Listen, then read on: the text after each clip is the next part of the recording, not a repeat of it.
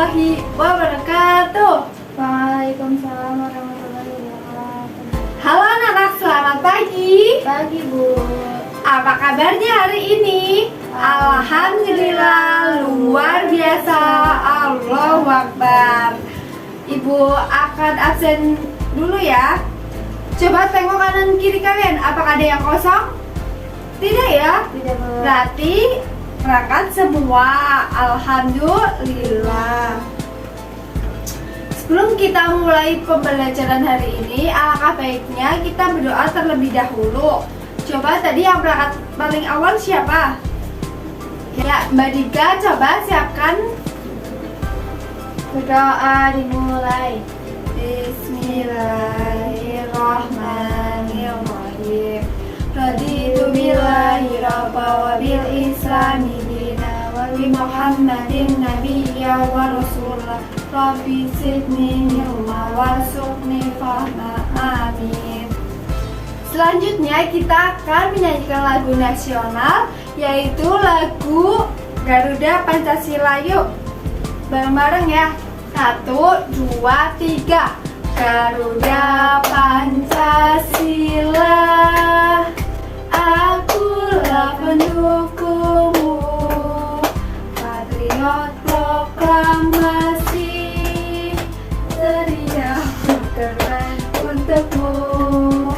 Pancasila dasar negara, rakyat adil makmur sentosa, pribadi bangsaku. Ayo maju, maju, ayo maju, maju, ayo maju, maju. Ya, tadi kita menyanyikan lagu Garuda Pancasila, yaitu untuk tujuannya untuk membangkitkan jiwa nasionalis kita ya. Nah, hari ini kita akan belajar tentang tema 3, subtema 1, pembelajaran 3. Silakan buka buku tematiknya. Bawa semua enggak? Bawa Bu. Nah, sekarang Ibu mau buka buku tematiknya halaman 21.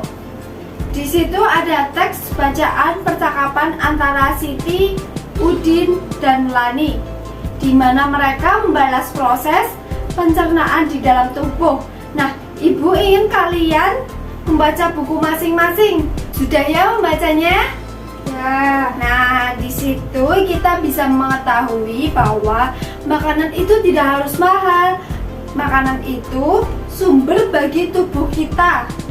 Lalu kita buka lagi bukunya halaman 22. Di situ juga ada teks mengenai makanan. Ibu akan bacakan ya. Ya Bu. Makanan merupakan bahan baku utama bagi manusia untuk memproduksi energi dan memenuhi segala nutrisi yang diperlukan tubuh. Nah, ibarat bensin yang sangat vital peranannya bagi kendaraan bermotor ya kan. Nah, makanan itu sangat berperan bagi tubuh manusia dalam mempertahankan keberlangsungan hidup.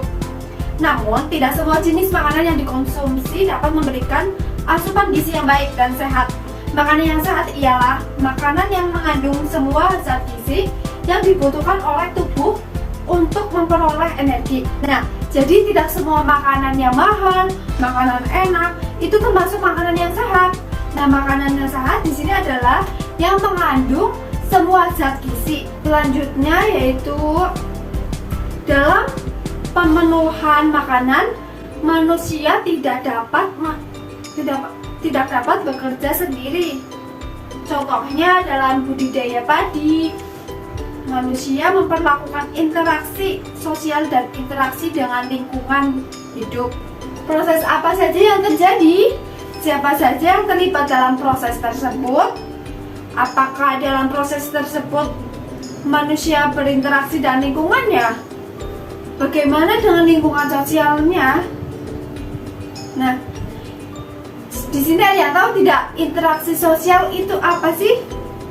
Saya Ya Mbak Dika, coba interaksi sosial itu apa? interaksi sosial adalah interaksi antara warga masyarakat yang ikut bergotong royong membangun jalan.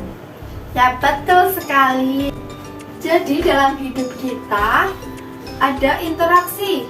Nah, interaksi sosial ini ada hubungannya antar individu atau individu antar orang, lalu individu dengan kelompok, dan kelompok dengan kelompok itu dinamakan interaksi sosial. Sedangkan interaksi sosial amat dibutuhkan untuk kehidupan bersama, sebab individu tidak dapat hidup tanpa individu lainnya. Nah, makanya manusia itu disebut sebagai makhluk sosial karena kita itu membutuhkan orang lain untuk hidup. Misalnya kalau kita membutuhkan beras, otomatis kita pergi ke toko yang jual beras. Nah, ada interaksi dengan penjual dan toko. Nah, penjual toko dapat beras dari mana? Dari petani. Nah, antara penjual dan petani itu juga ada interaksi sosial. Selanjutnya, interaksi dengan lingkungan. Ada yang tahu nggak interaksi dengan lingkungan itu apa? Saya Bu. Ya, Mbak Dika, coba interaksi dengan lingkungan itu apa? Interaksi dengan lingkungan merupakan interaksi antara manusia dengan lingkungan yang terbentuk secara alami. Gunung, sungai, rawa merupakan contoh-contoh lingkungan alam. Nah, ya betul sekali. Jadi yang dinamakan interaksi lingkungan hidup itu antara manusia dengan lingkungan di sekitarnya. Perhatikan gambar di depan. Ini gambar apa ya? Petani. Betul sekali. Ini gambar petani ya anak-anak. Nah, soal yang pertama itu jelaskan interaksi sosial dan interaksi dengan lingkungan alam yang terdapat pada lahan pertanian padi.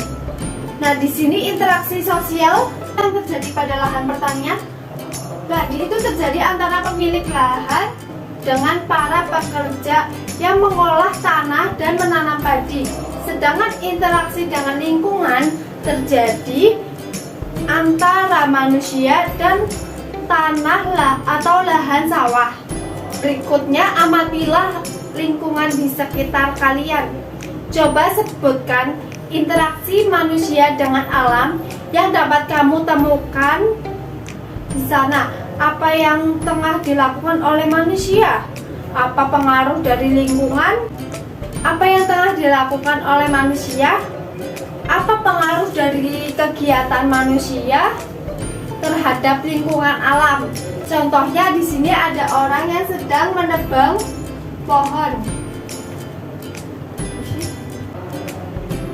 Contohnya di sini ada orang yang sedang menebang pohon ya, anak-anak. Coba dilihat.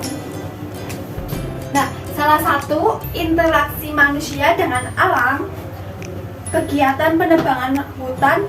Jika penebangan hutan dilakukan dengan sembarangan, tentu saja lingkungan alam akan menjadi rusak dan menimbulkan kerugian bagi manusia ya anak-anak. Jadi coba buka halaman 23 yang ayo berdiskusi.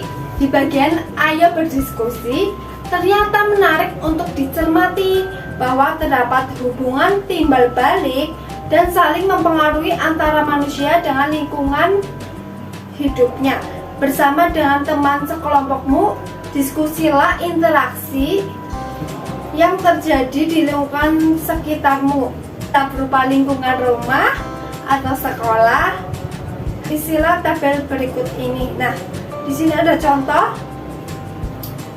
Kalian itu disuruh menyebutkan interaksi yang dilakukan, terus interaksi di lingkungan hidup itu apa, terus interaksi sosial itu apa.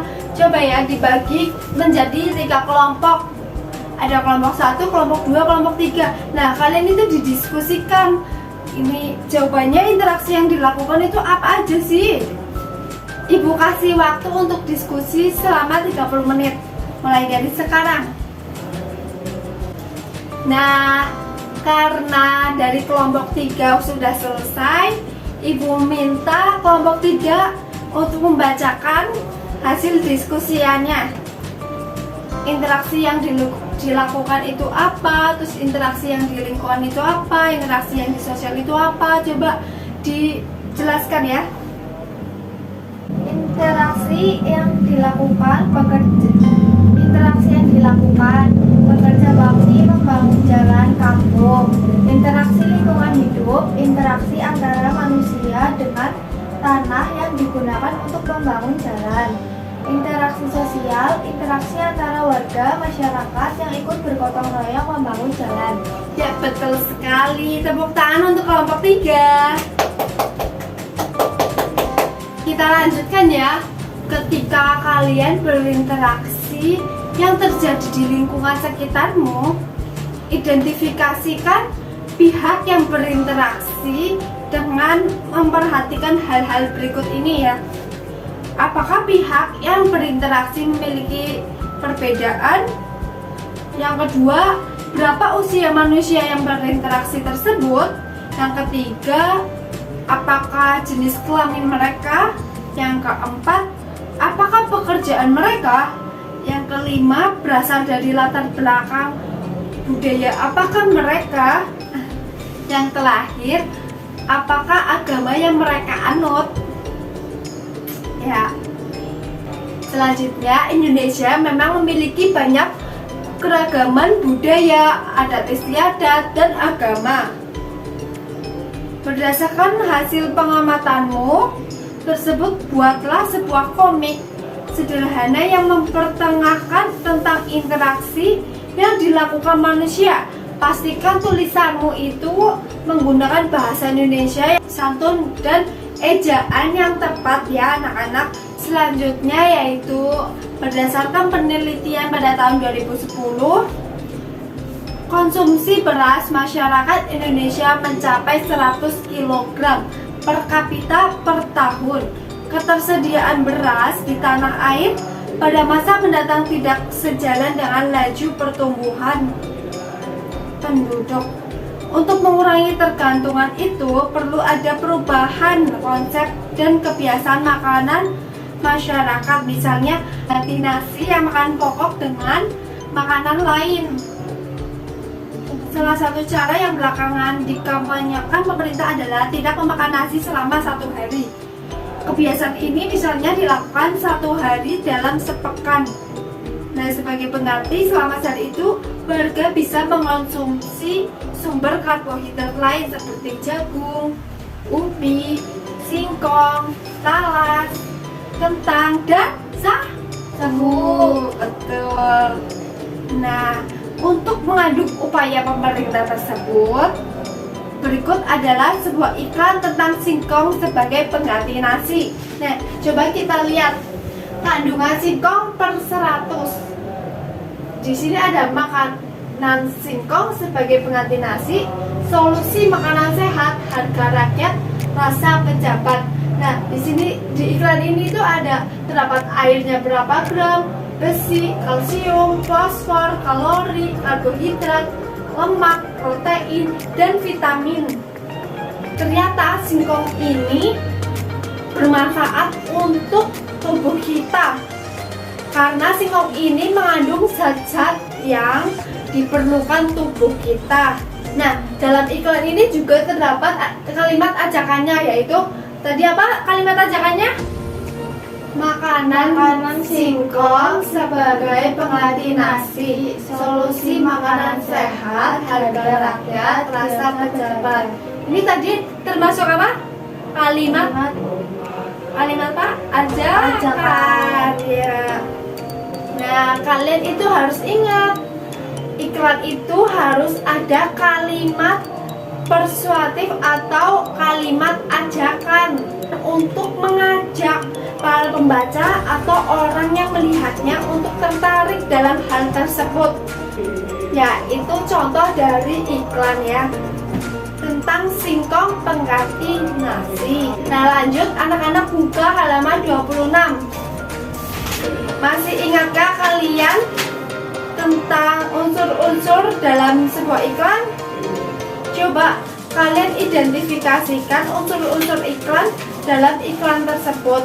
Contohnya yang tadi kita sudah belajar, ada makanan atau apa? Makanan singkong sebagai pengganti nasi. Nah, kalau kata kuncinya Singkong nasi sehat. observasi gambar. gambar singkong dengan informasi kandungan di dalamnya. Ya, betul sekali. Tepuk tangan. Demikian pembelajaran hari ini tentang tema 3, subtema 1, pembelajaran 3. Semoga dapat bermanfaat. Nah, sebelum kita tutup, alangkah baiknya kita berdoa dulu ya.